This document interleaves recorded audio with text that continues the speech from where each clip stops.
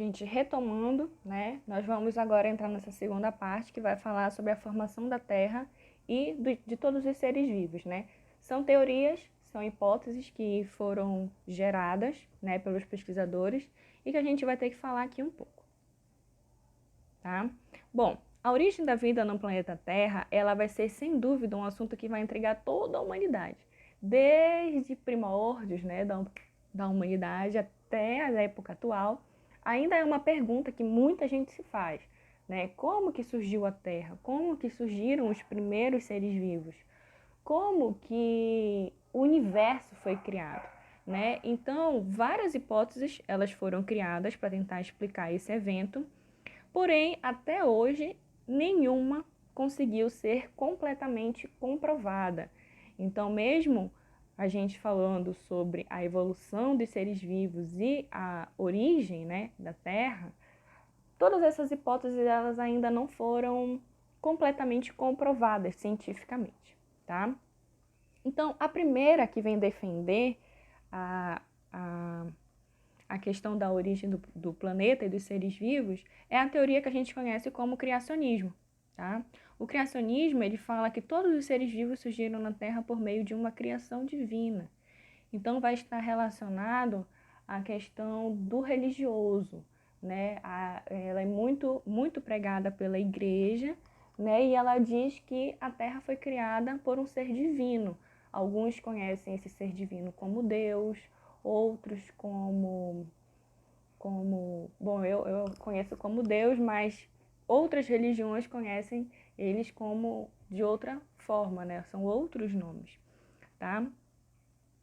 E eles acreditam, no caso, um detalhe do criacionismo é que eles acreditam que a Terra ela foi criada da mesma forma que é hoje, né? Então, uma coisa que é muito importante nessa teoria é que ela não aceita a evolução, né? A mutação da Terra. Então, a Terra teria sido criada exatamente igual como ela está hoje. No caso, ele coloca assim, como imagem e semelhança, né? Então, nós teríamos, ela teria sido criada há 4,5 bilhões de anos, os seres humanos teriam sido criados, e nós seríamos da mesma forma, né, do que há 4,5, nós seríamos hoje da mesma forma do que há 4,5 bilhões de anos atrás.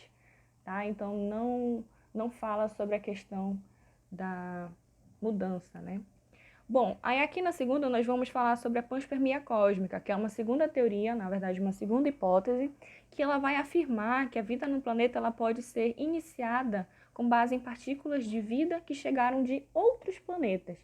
Então, é uma teoria que ela vai tentar explicar a origem da vida, tá? Então, inicialmente a Terra, nessa teoria eles falam que inicialmente a Terra ela teria sido bombardeada por meteoros. Lembra que a Terra primitiva, ou a nossa Terra, a Terra quando ela ainda era muito primitiva, né? Ainda era primitiva, ela não possuía camada de ozônio, tá? Ela não possuía camada de ozônio, ela não possuía uma atmosfera, né? E o ambiente nessa época ele era muito inóspito. Então é o que acredita a panspermia cósmica, que o ambiente é muito inóspito. E que com a queda de muitos meteoros, né, no planeta Terra, queda de muitos meteoros, porque observa, podem perguntar: "Ah, mas por que que hoje nós não temos uma queda absurda de meteoros?" Porque simplesmente hoje a Terra ela possui camada de ozônio, ela possui uma atmosfera, né? E quando os meteoros entram na nossa camada de ozônio e na nossa atmosfera, eles acabam entrando em combustão, né? Eles entram em combustão por conta do atrito, que é a velocidade que eles entram, e da relação com o oxigênio, tá? Então ele entra em combustão, é o que a gente chama de estrela cadente. É muito comum até quando a gente está viajando à noite, principalmente de ônibus, a gente vê, né, estrelas cadentes na estrada, quando a viagem é à noite.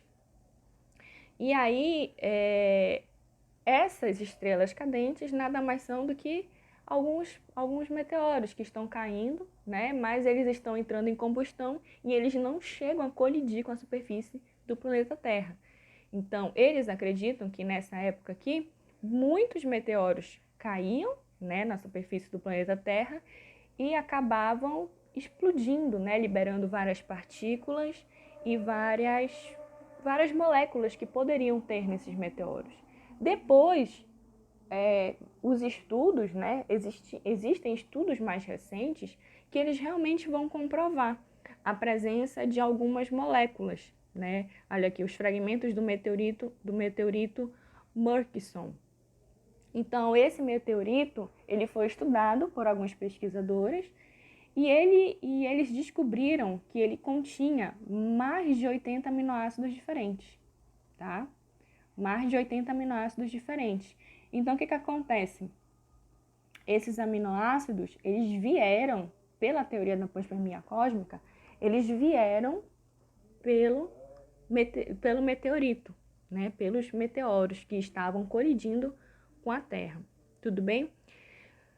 Bem, a presença de aminoácidos, tá? A presença de algumas moléculas que estariam presentes nos meteoritos. Outra coisa também que eles colocam dos meteoritos é a água, né? Então, eles colocam que o meteorito, como ele vem congelado, né?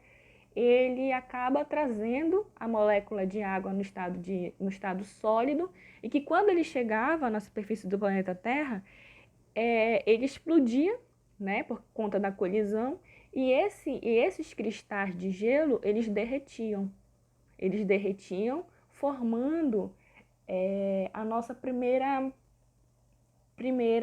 depois, né, de muitas colisões, formando os primeiros oceanos. Então, eles justificam a presença dos oceanos a partir da colisão dos meteoritos congelados de água, tá? Então, trazendo a água, né, nos meteoritos, mais presença de aminoácidos, mais os gases que já estariam presentes na nossa atmosfera, né, eles acreditam que isso tudo sofreu uma reação química e que deu origem aos primeiros seres vivos, tá? Aos primeiros seres vivos, tudo bem? Bem, o evolucionismo, ele já vai ser uma teoria que é mais aceita, né, pelo comitê científico, justamente porque ele adota a questão da evolução. Ou seja, a Terra ela não era há 4,5 bilhões de anos atrás exatamente como ela é hoje. Então, houveram modificações que aconteceram ao longo, né, de todos esses anos. Então, para o evolucionismo, a Terra inicialmente ela era uma bola de fogo, né? Eles acreditam que a Terra ela surgiu, o universo ele surgiu a partir da explosão do Big Bang, tá? E o pesquisador, o físico, né, que faleceu agora recentemente, o Stephen Hawking, ele tenta explicar da onde veio o Big Bang, né? Então, o Stephen Hawking ele faz um estudo muito elaborado com a questão dos buracos negros, que ele chama de buracos de minhoca. E esse buraco de minhoca, ele seria gerado a partir da implosão de um universo paralelo. Então, nós não teríamos só o nosso universo. Existiriam, teoricamente, tá, outros universos. E que esses universos estão relacionados entre si por buracos negros. Tá? Então, você vai ter, no caso do Big Bang, ele acredita que seria a implosão de um buraco negro em um universo e a explosão em outro. Eu acho que vocês já devem ter lido alguma coisa que o buraco negro ele absorve tudo que tem ao seu redor, inclusive a luz. Então, para ele, esse buraco negro implodiu e levou toda essa energia, né, para um outro universo. E ele explode no outro universo, gerando muitas, milhões de partículas, tá? São milhares de partículas. E esses milhares de partículas vão ficar vagando ali naquele espaço, tá? Tanto é que o universo ele está em é expansão, né? Então, depois de muito tempo, os planetas eles começam a ser formados, né?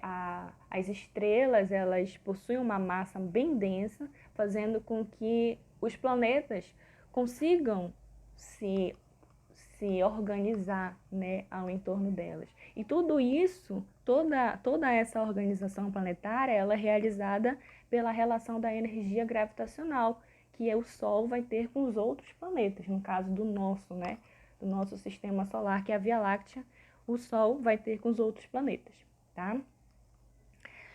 Existem muitas galáxias no universo, não é só a nossa, tá? Não é só a Via Láctea. Existem milhões de galáxias que estão espalhadas por aí, tudo bem? A mais perto da nossa é a galáxia de Andrômeda, que ela está vagando também, mas ela está chegando próximo à nossa, tá? Então, nós vamos ter aqui alguns pesquisadores, né, que vão aceitar essa teoria evolucionista justamente por observações, né? Eles acabam fazendo estudos em que eles observam que existem animais que são mais adaptados a se alimentar de determinados tipos de alimentos, que existem diferenças entre ambientes onde cada um vive e que muitos, né, acabam sofrendo por conta de determinada variação ambiental ou não, né, o que seria a nossa seleção natural proposta por Darwin. Então, nós vamos ter aqui alguns pesquisadores, olha, eu destaquei o Lamarck, o Darwin, o Alfred Russel e o Wallace, tá? Todos eles vão fazer estudos que vão mostrar, né, vão estar demonstrando, na verdade, ideias que mostram a evolução, né? Que mostram os ancestrais. Então, a descoberta dos primeiros seres, dos primeiros organismos fósseis, ela demonstra, né? Hoje em dia já geneticamente, mas ela demonstra que os seres foram evoluindo, né? Em que todos nós vamos ter um ancestral, né? No caso, nós, os animais, nós vamos ter um ancestral comum e esse ancestral vai irradiar gerando todos os outros indivíduos, tá? Então, o evolucionismo, resumidamente, é toda cultura e consequência de um processo de evolução contínua e permanente, ou seja, hoje nós estamos aqui no planeta, mas a gente não sabe daqui a 4 bilhões de anos se nós estaremos ou se a nossa espécie, que é a Homo sapiens, vai ser da mesma forma, tá? Porque a gente pode sofrer uma mutação, a gente pode sofrer uma seleção natural e a gente pode também sofrer uma variação, tá? Dentro da nossa espécie, dentro dos Homo sapiens, ok? Então, o evolucionismo vai estar principalmente relacionado à mutação. Então, em uma questão de prova em que vocês leiam um texto, né, e que nesse texto está relacionado a variações genéticas, ou seja, mutação, não tem dúvida, você vai lá e marca evolucionismo ou evolução, tá?